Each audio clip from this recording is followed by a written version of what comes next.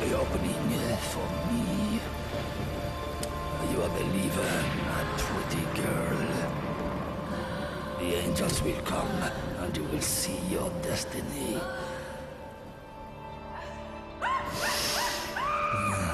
So pure, so innocent.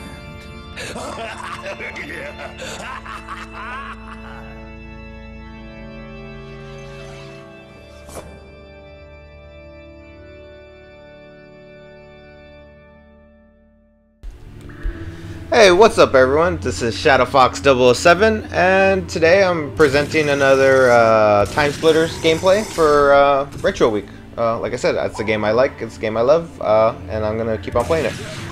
But in the heart or in the honor of playing a game about time traveling, I decided, to ask, I guess maybe a philosophical question, is if you were presented with the choice, would you time travel? And would you time travel knowing that potentially what you can do could make maybe your existence disappear, your families, all your loved ones disappear or never ever occur? Would you still do it? And I don't know. I thought about this morning as I was kind of like waking up and everything, and I was like, okay, say you're given this chance, like, like say you're gonna do something like grand, like I'm gonna stop the Holocaust because you're a hero and you want to be a hero and you want to change a drastic portion of what occurred. And I started thinking about it, and I was like, you know what? I mean, I don't know. I mean, do I sacrifice my one life to save over 6 million people's lives? I mean, to me it's kind of not tempting, because I'm like, well, kind of tempting. I mean, I would, I guess, sacrifice myself to save so many, that's how I look at it.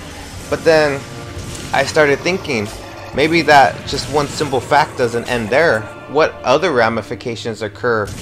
And I'm not saying, oh, I would let it happen. I'm just, speaking out loud, like what does occur? For example, 6 million people are now alive. There's maybe no longer a war. My great grandparents, don't do the war. They don't meet each other. My mom's not born. My grandparents aren't born. Therefore, I'm not born, because my mom never meets my dad.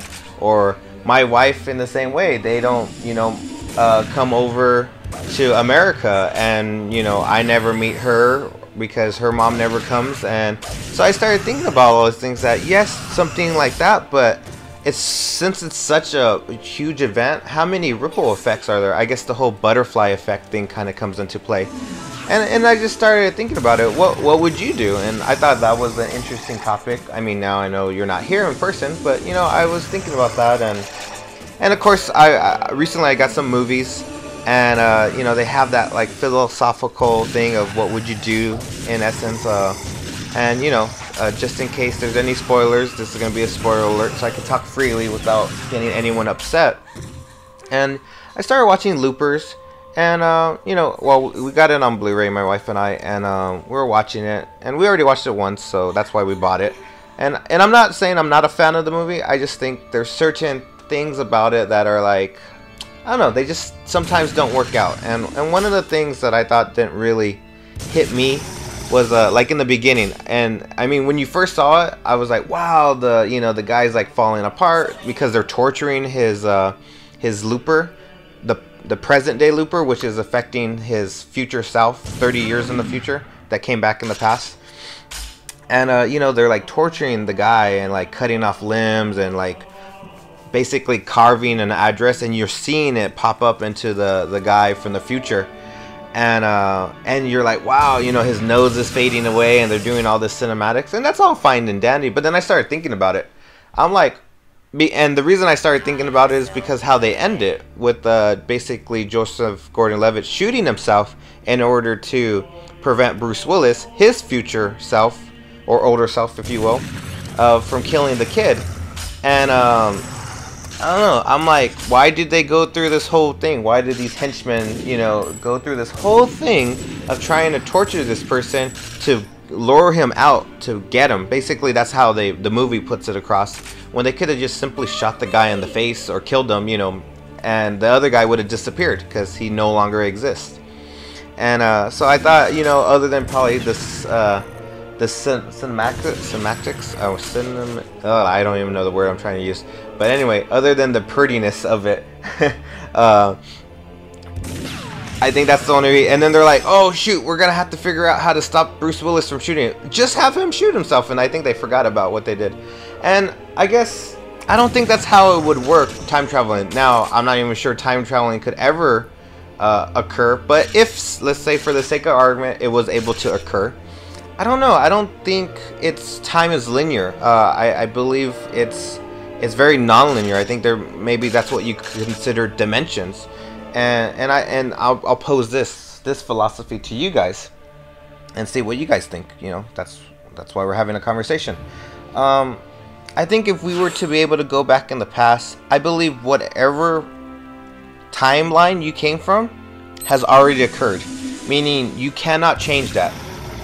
So in the sake of bloopers, Bruce Willis's, they have this the Dream Maker, I think that's what they call it, the Dream Guy, whatever. He's like the crazy kid, the Rainmaker, and he just freaking is murdering everyone. And in that timeline, he still will be murdering everyone because that you cannot change that timeline.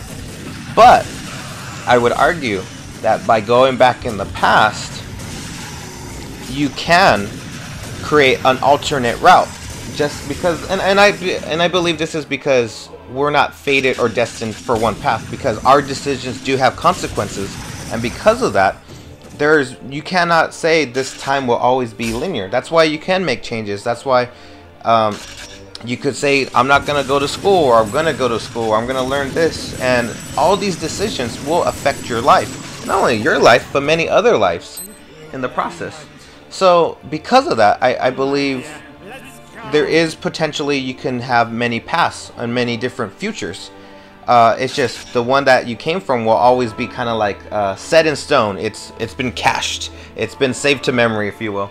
And so that's where I think if bloopers chose that, yeah, you need to get the other person to show up, because you got to kill both people, the current day present person and also the person in the future. Because if you kill just the present day, that person from the future still would always exist, because in their timeline they've already lived their 30 lives. They've found love in Bruce Willis's case. They've committed many crimes, and that's where I feel, you know, maybe movies should go, because I don't see it too often. I did see something recently. It was actually Men in Black 3, and surprisingly, I had low expectations, so maybe that's why I thought it was a decent movie. And you know, it's very slapstick comedy. You have you know, Will Smith, who is getting older, and you have Tommy Lee Jones doing their thing, their dance. But there's this. What surprised me was there's this one alien, and he can see many dimensions. And that's why I brought up the word dimensions earlier. And basically the dimensions he sees is all the possible outcomes of a given timeline. So, you know, because they say, you know, the odds of something occurring, even though the slim chances, it takes all these things to be aligned to have that one destiny, if you will, that one fate, that one moment. And anything can change it, you know, like a meteorite, which is ironically the whole Moscow thing, if you haven't been watching the news, coming in. Or say you trip, and that trip makes you, you know, miss the bus, that bus gets in an accident. You know, all these things, these occurrences have to be perfectly aligned to make one moment occur. And so it was kind of an interesting topic, because he had the idea of there are many paths, and depending on which one you do, you know, and he always talked about, the alien always talked about his favorite moment in human history. And I kind of like that. You know, like I said, that's kind of where I was coming from, and what I think would happen, you know, if we actually did have time travel. Now, can it exist? Like I said, that's another argument for another philosophical discussion. But, you know, that's kind of what I was thinking about right now, and I thought it worked for this story.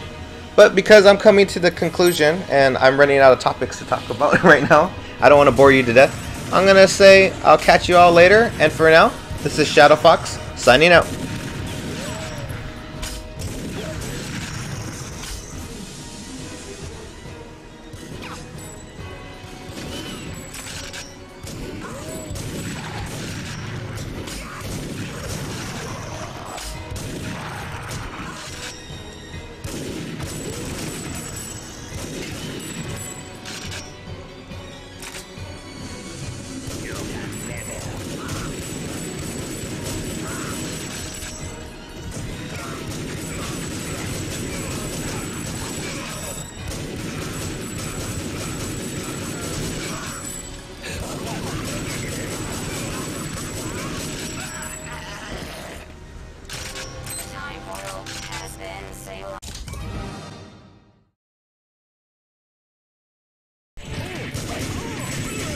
lied to me, Marty McFly.